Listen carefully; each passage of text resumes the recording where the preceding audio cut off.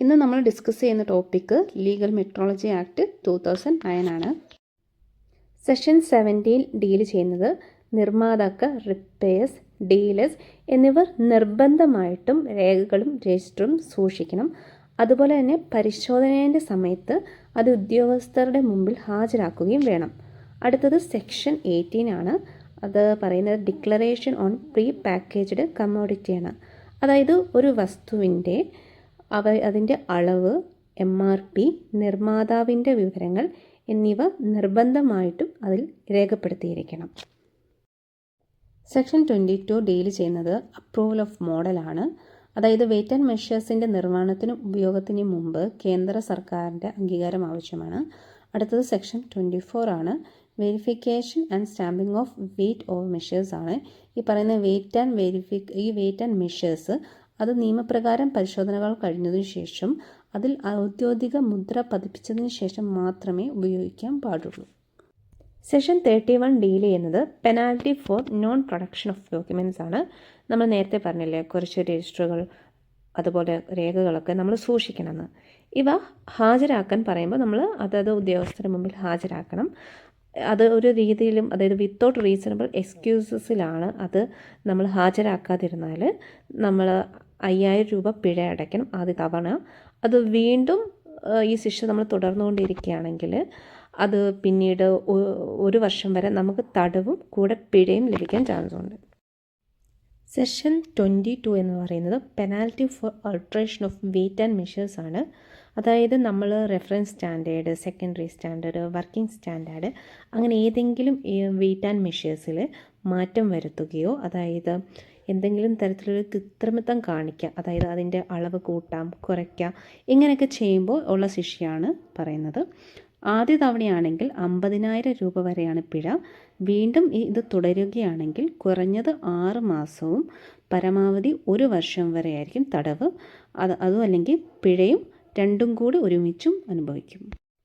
Session 25 penalty for use of non standard weight or measures ആണ്. അതായത് നിയമപ്രകാരം നിശ്ചയിച്ചിട്ടുള്ള സ്റ്റാൻഡേർഡ് വെയ്റ്റ് ആൻഡ് മെഷേഴ്സ് ഉപകരണങ്ങൾ ഉപയോഗിക്കാതിരിക്കുകയോ അല്ലെങ്കിൽ അവ സൂക്ഷിച്ചു വെക്കുകയോ അല്ലെങ്കിൽ സ്റ്റാൻഡേർഡ് ന്യൂമറേഷന് വിരുദ്ധമായവ ഉപയോഗിക്കുകയോ ചെയ്യുമ്പോഴുള്ള ശിക്ഷയാണ് പറയുന്നത്. ആദ്യ തവണ 25,000 രൂപയും വീണ്ടും ആ കുറ്റം തുടരുകയാണെങ്കിൽ 6 മാസം വരെ തടവും പിഴയും ലഭിക്കും. സെഷൻ 34 ഡീൽ ചെയ്യുന്നത് penalty for sale or delivery of commodity by non standard weight or measures ആണ്. അതായത് സ്റ്റാൻഡേർഡ് ഭാരമോ അളവോ അല്ലെങ്കിൽ ഒരു നിശ്ചിത എണ്ണമോ ഉപയോഗിക്കാതെ ഏതെങ്കിലും ഒരു സാധനം വിൽക്കുകയോ അത് കൈമാറ്റം ചെയ്യപ്പെടുകയോ കൈമാറ്റം ചെയ്യാൻ ആവുകയോ ചെയ്യുമ്പോൾ അതിനുള്ള ശിക്ഷയാണ്. അതായത് 2,000 രൂപ മുതൽ 5,000 രൂപ വരെ പിഴ ലഭിക്കും ആദ്യ തവണയാണെങ്കിൽ. അത് വീണ്ടും തുടരുകയാണെങ്കിൽ കുറഞ്ഞത് 3 മാസം മുതൽ പരമാവധി 1 വർഷം വരെ തടവും പിഴയും രണ്ടും കൂടെ ലഭിക്കും. സെഷൻ 33 ഡീൽ ചെയ്യുന്നത് penalty for use of unverified weight or measures ആണ്. അതായത് വെരിഫൈ ചെയ്യാത്തതും സ്റ്റാമ്പ് പതിപ്പിക്കാത്തതുമായിട്ടുള്ള വെയ്റ്റ് ആൻഡ് മെഷേഴ്സ് അത് ഉപയോഗിക്കുകയോ അത് വിതരണം ചെയ്യുകയോ അത് വിൽക്കപ്പെടുകയോ ചെയ്താലുള്ള ശിക്ഷയാണ്. ആദ്യ തവണയാണെങ്കിൽ 2,000 രൂപ മുതൽ പരമാവധി 10,000 രൂപ വരെയാണ് പിഴ. വീണ്ടും ആ ശിക്ഷ തുടരുകയാണെങ്കിൽ 1 വർഷം വരെ തടവും പിഴയും ഉണ്ട്. സെഷൻ 36 ഡീൽ ചെയ്യുന്നത് penalty four selling of non standard package ആണ്.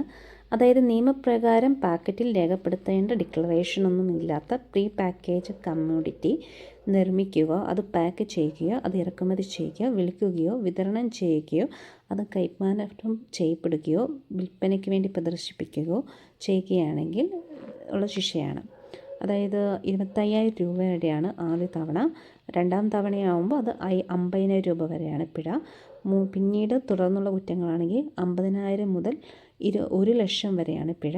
അല്ലെങ്കിൽ അത് 1 വർഷം വരെ തടവും അല്ലെങ്കിൽ രണ്ടും കൂടിയാണ് അനുഭവിക്കുക. സെഷൻ 44 ഡീൽ ചെയ്യുന്നത് penalty for counterfeiting of സീലാണ്. അതായത് വ്യാജമായിട്ട് സീല് നിർമ്മിക്കുക, അത് കൈവശം വെക്കുക, അത് വിൽക്കുക, അതിലെ സ്റ്റാമ്പ് നീക്കം ചെയ്യുക, അതിൽ കൃത്രിമത്വം കാണിക്കുക, അനധികൃതമായിട്ട് മുദ്ര ഉപയോഗിക്കൽ, അതുപോലെ വ്യാജ സ്റ്റാമ്പുള്ള വെയിറ്റ് ആൻഡ് മെഷേഴ്സൊക്കെ വിൽക്കുക, ഇങ്ങനെയുള്ളതിൻ്റെ ശിക്ഷ എന്ന് പറയുന്നത് ആദ്യ തവണയാണെങ്കിൽ 6 മാസം മുതൽ 1 വർഷം വരെ. ആദ്യ തവണ ശിക്ഷ 6 മാസം മുതൽ 1 വർഷം വരെയും, രണ്ടാം തവണ അത് വീണ്ടും ആവർത്തിക്കുകയാണെങ്കിൽ 6 മാസം മുതൽ 5 വർഷം